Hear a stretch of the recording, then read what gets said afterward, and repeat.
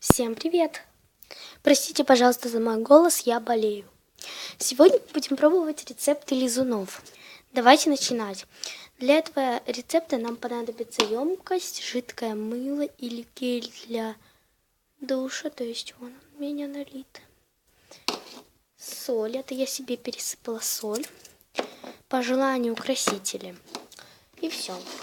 То есть очень легко, нет ни тетрабората натрия, ничего. То есть вот у нас есть вот этот шампунь, вы видите. Сейчас я добавлю сюда краситель. У меня это краски, потому что красителя у меня нет. Пищевого никакого. Да, это Алинки, моей сестренки были краски, поэтому не говорите, что я так вот пользуюсь красками. Взяла я такую фиолетовую краску. Перемешиваем. Так. Смотрите, как красиво. Вот. Ой, да, тут уже была соль. Ребят, здесь была соль, так что да. Вы просто посмотрите, какой красивый цвет. Просто посмотрите.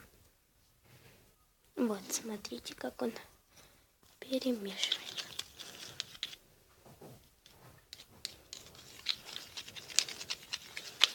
Я добавила соли. Соли надо добавлять вот столько. Кстати, вот стикеры мои. Добавлять вот столечко. Давайте капельку еще добавим.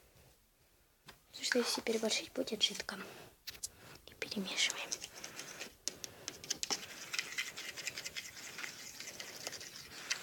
У нас что-то получается.